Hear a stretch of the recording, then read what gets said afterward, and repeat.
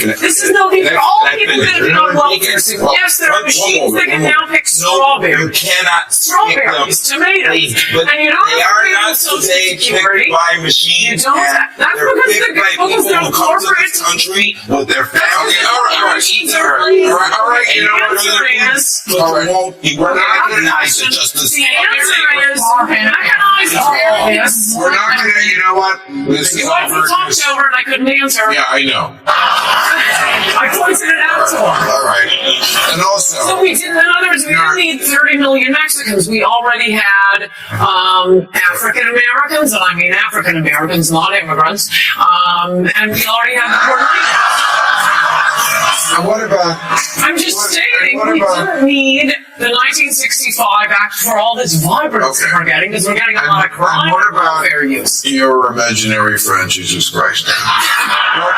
Ann Coulter's appearance on Real Time with Bill Maher turned into a striking display of debate skill, as she faced a panel of self-described woke voices, including Reid, and methodically tore apart their arguments with clarity and confidence. Watching her dismantle their talking points step by step was both engaging and revealing, especially as the panelists' expressions shifted from smug assurance to visible disbelief. These exchanges remind viewers why televised debates can still be compelling. When someone openly challenges the dominant narrative without hesitation, the echo chamber begins to fracture, exposing the boundaries of accepted discourse. Coulter pressed her points without retreat, forcing responses rather than rehearsed slogans. Whether viewers agree with her conclusions or not, it's difficult to deny her command of the discussion. She controlled the pace, redirected the focus, and left opponents struggling to recover. Moments like these underline why Coulter continues to be a polarizing but influential presence in political commentary. Her ability to remain composed under pressure while unraveling opposing arguments demonstrates why she consistently draws attention and controversy. The segment wasn't just about ideology, it was about rhetorical dominance and preparedness. The panel came armed with assumptions, but Coulter arrived with arguments, and that contrast defined the exchange. In an environment where agreement is often rewarded more than challenge, her willingness to confront consensus head-on stood out. The result was a conversation where certainty gave way to confusion, and confidence shifted sides in real time. Many of the people that you refer to as murderers and rapists and criminals and people that are on welfare are their aunts, their uncles, their classmates, they work with them. These are people they care about. So what I think that Ann Coulter is actually doing, along with Donald Trump, is that they're just revving up. You know, it's like a Latino registration machine. Because every time they say these things, I say this quite seriously. 1 million Latinos turn 18 every year in the United States of America, and they're all American citizens of the United States. And here's what happens. They become the basis of the new American coalition, the new American political coalition. That is young people, that is Latinos, that is immigrants, it's African Americans, it's Asians, it's gay people, it's people that care about the economy, and it's people that care about the environment. And look, you're never going to take the White House with this kind of politics ever again. Because there's a new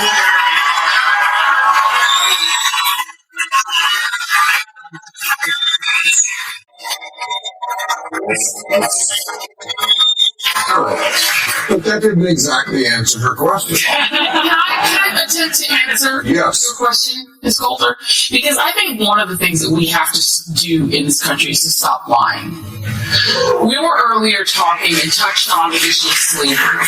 Ever since the forcible removal of millions of African Americans from chattel slavery, this country has been importing new slave labor. That's right. Because this country wants and runs and is fueled by cheap labor. That's whether it was right. Puerto Ricans, whether it was people we drew from Mexico to come here and continue to do so because the people who are on your side, big agriculture. On my side. Big agriculture, the big corporate interests who want people to come. She does say that. I agree with you. Okay, well, once we bring people here, people's family members, people whose families are born here are American. Both my parents are immigrants, so I take great exception to any kind of negative characterization of them. I had one come from Africa, my mother came from the Caribbean. When they came here, they came for the same reason that everyone does, for opportunity, for education. And when they're contributing to our society and they have a child here, like me, I'm a first-generation American, and I'm fully American, despite the fact that both my parents were born outside. It's genuinely puzzling how anyone could brush off concerns affecting 40 or even 50 million people as insignificant. That logic is comparable to saying, why worry about a few murderers when most people aren't criminals? Or, why focus on crime at all if the majority follow the law? The flaw is obvious. The concern is never about the law-abiding majority, but about the real damage caused by those who break the rules. Watching Coulter dismantle this line of reasoning was almost effortless. Her opponent attempted to reframe his argument midway through, clearly sensing the ground slipping beneath him. The discussion itself has aged poorly in hindsight, and later events only amplified that irony. Trump's eventual political victory underscored how disconnected those dismissive arguments truly were. Commentators like Reid later redirected blame elsewhere, further highlighting the gap between theory and reality. It became a textbook example of why weak reasoning struggles outside academic or media bubbles. Coulter's critique exposed the inconsistency at the core of the argument, forcing an uncomfortable acknowledgement that scale and impact do matter. The exchange was frustrating to watch because the logic being defended was so fragile, yet fascinating because of how quickly it collapsed under scrutiny. It demonstrated that rhetorical confidence can't compensate for flawed premises. When confronted directly, the argument unraveled, revealing more about the mindset behind it than the issue itself. Moments like this show why debates grounded in slogans rarely survive sustained questioning, especially when someone is willing to challenge them without restraint. Also doesn't answer my point, though it buttresses one of the main points I am making. Yeah, this is cheap labor, and particularly... But then why isn't the book called Thugs? Well... How corporate Republicans are decimating the middle class.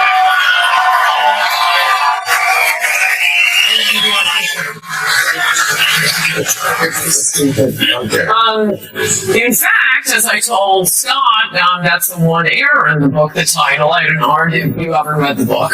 I've read it 3 times. But I'll tell you what's in it. On the plane, in the hot tub, once high, once straight.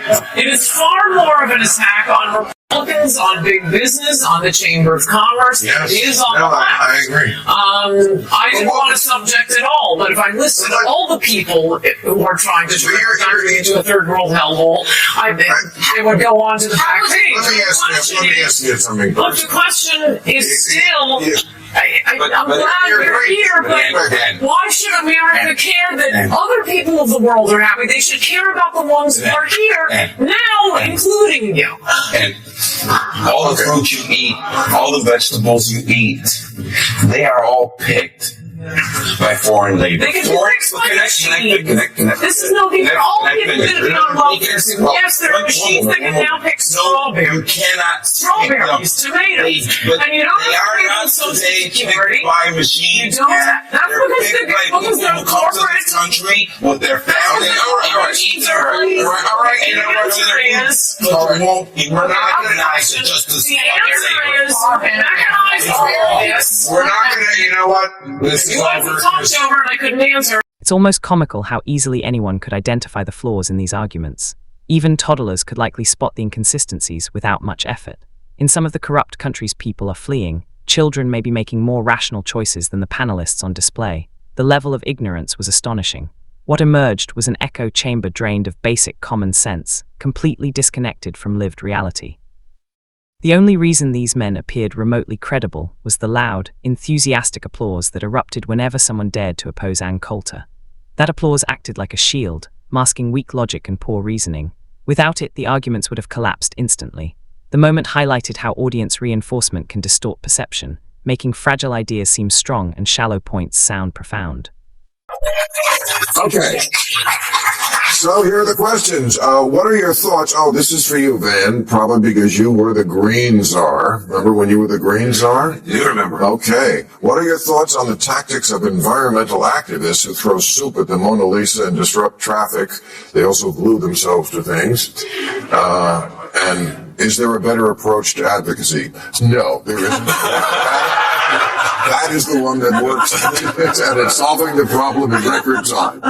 No, it's sad because all that crap overshadows the people who are doing the real work. We got a bipartisan bill done under Biden. Young people worked their butts off for that. And they did it the right way. They knocked on doors. They did it the right way. They get overshadowed by nonsense. And I think we need to really lift up, you got this generation that really does care. They're trying to be constructive.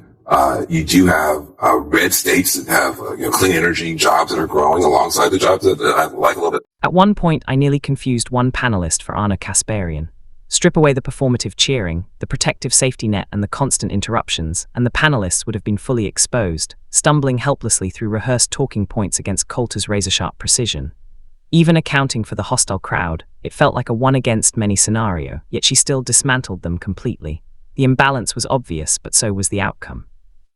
Without applause to prop them up, their arguments couldn't stand. Coulter cut through the noise, leaving little behind except disarray and silence, proving preparation and clarity matter more than numbers or volume.